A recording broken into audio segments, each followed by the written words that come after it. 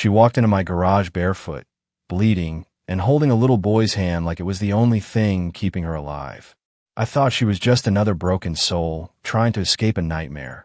But I had no idea the child beside her was the hidden heir to $1 billion empire. And the people chasing them, they would stop at nothing. What started with kindness turned into a war for the truth. Let's begin. I was under the hood of an '06 Silverado when I first saw her. It was almost midnight. The shop was supposed to be closed, but the lights were still on, and I had grease under my nails and enough on my soul to keep me from sleeping. That's when the bell over the bay door gave a weak jingle. I wiped my hands on a rag, annoyed. "We're closed, ma'am." Then I saw her face. Her lip was busted. Her cheekbone was already swelling. The knees of her jeans were torn, and the little boy clutching her hand looked like he hadn't had a proper meal in days. He was shaking and barefoot. I didn't say a word. I just stepped aside and pointed to the beat-up couch I used for coffee breaks. She flinched at the gesture. "It's all right," I said softly. "You're safe here. Sit down." She hesitated, but only because her legs were barely holding her up. The moment she sank onto the couch, the boy climbed onto her lap and buried his face in her shoulder. I crouched down to their level. "I'm Lucas," I said, "and this ain't a shelter, but no one walks back out of here the way they came in. You want water or food first?" Her eyes filled with tears, but she didn't cry. She just whispered, "Water, please." For him. The kid looked about 6, but his eyes were older than mine. I poured 2 glasses and handed one to her and one to the boy, who sipped it like he thought it might disappear if he drank too fast. "What's your name?" I asked her gently. She hesitated, looked at the door, then back at me. "Emily." "And his?" She gripped his hand tighter. "Tyler." The next words she said were so low I almost missed them. They said he wasn't worth carrying anymore. The rag I was holding dropped. She didn't explain further. Didn't need to. I've lived enough life to know when someone's been thrown out like trash. "I got a spare room upstairs," I said after a minute. "A real bed. Clean sheets. You're both sleeping there tonight. That all right?" She nodded slowly, like her brain didn't know how to process kindness anymore. As they settled upstairs, I sat in the shop alone.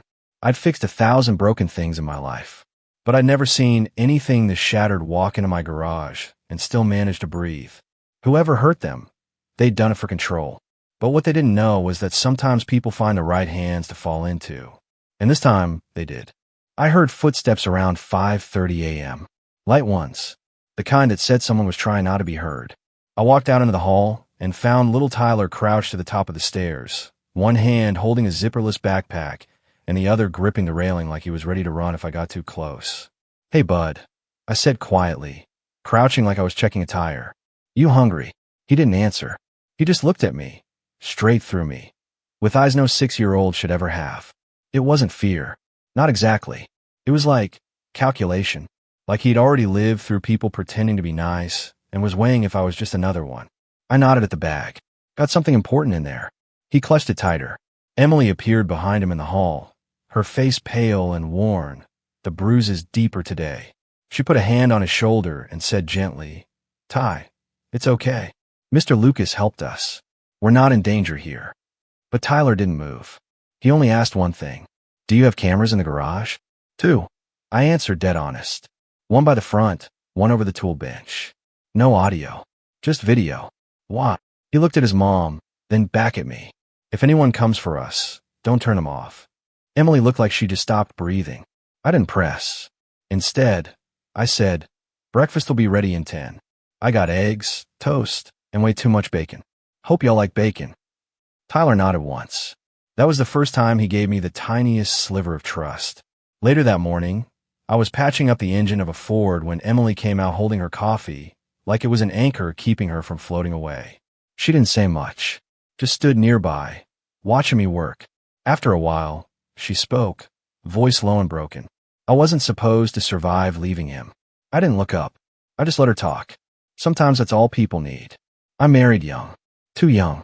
He was rich and charming in front of others, but cruel when no one was looking. When I got pregnant, his family made it clear. If the baby wasn't a son, I was replaceable. I stopped tightening the bolt. "But you had a son." She laughed bitterly. That didn't matter. Tyler was never good enough for them. Too quiet. Too curious. His father said he lacked the instincts to lead, like he was a broken horse or something. I looked over at her. You know that's not on him. That's on them. She nodded, looking away. They kicked us out. His father did it himself. At the family estate. Said we were a blemish on the bloodline. And you've been running since. She hesitated. No, I wasn't planning to run. I was planning to disappear. But Tyler begged me to try one more time. And we ended up here. I didn't ask more. But as she turned to go back upstairs, something fell from Tyler's bag. A corner of paper. Hand-drawn. I picked it up once they were gone. It was a floor plan. Of a mansion. With circled rooms. And security cameras marked in red ink. What kind of 6-year-old draws blueprints? And more importantly, why the hell did this boy look like he was preparing for something? Not running. Not hiding. But planning. And then I looked at the name scribbled in the corner. Bell Ridge Estate. I knew that name. And I knew what it meant. Emily wasn't just someone's ex-wife. Tyler wasn't just a mistreated boy. They were part of a dynasty. A billion-dollar empire built on corruption and cruelty. And someone had just tossed out their only heir. The day after I found that blueprint, I couldn't stop watching Tyler differently. At first glance, he acted like any kid. Quiet, clingy, always near his mom. But the more time I spent with him, the more I noticed. He fixed the busted toaster in the break room by jamming a bent nail in just the right spot. Didn't say a word.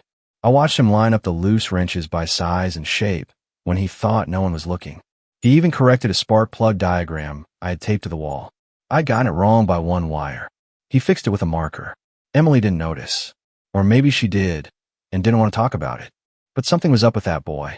That evening, just as the sun was going down and the garage bathed in golden light, a black Escalade pulled up. The windows were tinted pitch black. Clean. Too clean for this part of town. I stepped outside slowly. A tall man stepped out wearing a crisp gray suit. His shoes alone cost more than my rent. You Lucas? He asked, glancing at a photo in his hand. I nodded, cautious. He slid a photo toward me. Emily and Tyler, sitting on my garage couch. Taken from the corner security camera. I froze. We're looking for them, he said smoothly. The woman stole something. The child isn't hers. You wouldn't happen to have seen them. I kept my face calm, my voice steady. No, can't say I have. He stared at me. Hard. Then leaned in slightly. You sure, sir? Harboring them could get you into real trouble. Federal trouble. I fix cars, I said flatly. Not fugitives. He smiled, tight and fake.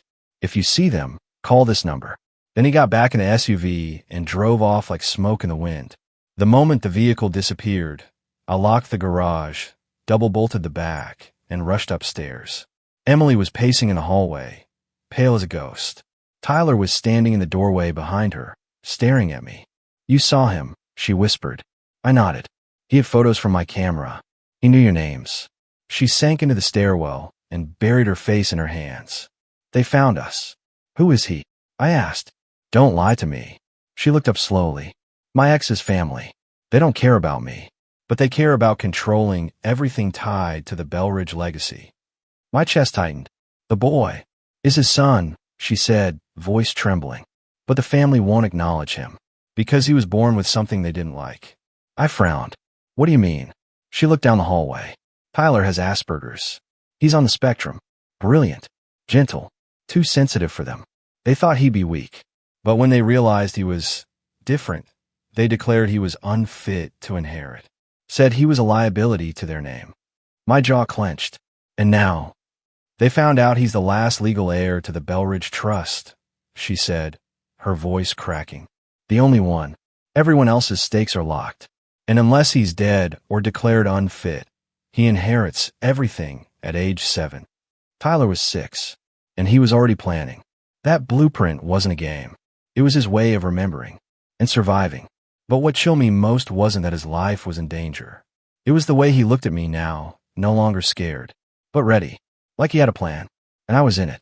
Tyler didn't talk much, but when he did, you'd better listen. That morning, we were sitting at the chip table in the corner of the garage kitchen, me with a cup of black coffee, Emily trying to eat toast without looking like her stomach was eating itself, and Tyler, quiet as always, fidgeting with a butter knife. He passed me a folded napkin under the table. Didn't say a word. I opened it. Inside were 4 words, written in small, neat letters. They'll come at night.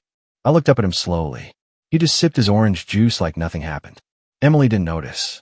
She was still trembling from everything. But Tyler? He was watching the door, counting seconds between the sound of tires on the street and the barking of dogs outside. I folded the napkin, slid it into my back pocket, and nodded once. I'll handle it, I whispered. He blinked. Just once. That was his way of saying he believed me. That night, I stayed awake in the garage. Emily and Tyler were upstairs in the room I used to store tires and winter coats, now converted into a bedroom with a space heater and blankets from the thrift store. I had the lights off, wrench in one hand, pipe in the other. Around 2:13 a.m., headlights rolled past the shop real slow. Didn't stop, didn't speed up, just watched. They came back at 3:07, but I didn't move. They wanted to see if someone would panic, turn on lights, peek through curtains. I didn't give them anything. At sunrise, I made a decision. I walked up to Emily while she was folding sheets. We're not hiding anymore, I said. They want to play dirty? Let's go clean. She looked exhausted. Lucas, what do you mean? I mean we take control. We don't run. Tyler poked his head out from behind her, hopeful. You mean, the lawyer? I froze. What lawyer? Tyler looked at his mom. You didn't tell him. Emily sighed. There's a lawyer. One my mother trusted. He was once a Belridge family advisor, but he quit after a falling out over how they treated Tyler. I have his number. I just never had the courage to call. I held out my hand. Give me the number. She hesitated, then handed me a crumpled card from the bottom of her bag. 3 hours later, we were sitting in a diner across from a man in his 70s named Walter Kane. Sharp suit, shrewd eyes, and the kind of quiet rage you only see in someone who's seen too much betrayal. I always knew they'd come after the boy, he said, sipping black tea. They tried to erase every trace of his name, but I made sure to lock the estate shares under a clause. Tyler turns 7 in 2 weeks. When he does, he inherits everything. Emily whispered, Can't they stop it? Walter smirked. Only one way. They need him declared unfit. Or gone. I gritted my teeth. So we make it public, I said. Expose everything. Get ahead of them. Make it too messy for them to make a move. Walter looked at me carefully. You're a mechanic. Why are you in this? I glanced at Tyler, who was sitting across the table with his hands in his lap. I don't know, I said honestly. Maybe because someone needed to give this kid one honest break. And maybe I'm just tired of seeing good people crushed by powerful ones. Walter nodded slowly. That's enough. The plan was simple. Go back. Step into the lion's den. Let them see Tyler. Let them see he's not weak. Not broken. And certainly not gone. But before we could do that, they found us. And they weren't planning to talk. They came at dawn. Not with guns. Not with noise. But with silence. 3 black SUVs pulled into the garage lot just after sunrise. No screeching tires. No flashing lights. Just 3 quiet engines, idling like vultures waiting for something to die. Emily grabbed Tyler and backed into the stairwell, but I stepped out into the driveway before they could reach the door. A man in a gray blazer stepped forward. Older, clean-shaven, cold eyes. Lucas Harlan? Yeah, I said, staring him down. You're trespassing. We have legal orders to retrieve Mrs. Emily Belridge and the minor in her care. I didn't flinch. They're not your property. The man's lip curled into a faint smirk. She took the child unlawfully. He belongs to the Belridge estate. You really saying that? I snapped. You're calling a human being an asset? He's blood, the man said coldly. And blood comes home. They didn't give us a choice. They had forged papers, threats of court injunctions, even a uniformed officer in the back seat. Fake or not, I couldn't win in that moment without putting Emily and Tyler in more danger. Emily was trembling. Tyler held her hand, but didn't say a word. I leaned down to him. Do you trust me, Ty? He nodded, once, slow and sure. Then go with them, I said. But don't forget what we talked about. His grip tightened on my fingers. You'll come. I squeezed back. Soon. They took them in the middle SUV. I followed on my bike. Far enough not to be stopped. Close enough to watch. They didn't take them to a station. Or a courthouse. They took them straight to the Belridge family estate. A 30-room compound behind wrought iron gates, sitting like a snake on top of the hills outside of town. I parked in the woods behind the service entrance and waited. It took hours. Then I got the call. From Walter Kane. I got the documents, he said. Proof of inheritance. Copies of the will. Audio recordings from when they threatened to disown the boy. And I'm about to do a press leak. But Tyler, he needs to speak. He doesn't talk in crowds, I said, pacing. He barely talks at all. Then someone needs to stand with him, Walter said, and not flinch. I made my way in through the back, past the old servants' entrance. Half of it crumbled with age, still never repaired, just like their morals. The main hall of the Belridge estate was filled with gold and silence. Crystal chandeliers, marble floors, velvet chairs, and at the center, seated like kings, were the family. Elliot Belridge, the father, gray hair, $5,000 suit, dead eyes. Beside him, his older daughter, Clarissa, a viper in lipstick. The rest were extended relatives and lawyers in tailored suits. No kindness in that room, just calculation. Emily stood to the side, eyes red, lip trembling. And Tyler? Tyler stood in front of them, alone, his backpack in his hands. Say something, Elliot snapped. You're old enough to understand what's being asked. Do you want this name or not? Tyler didn't speak. Clarissa sneered. He's mute. Unfit.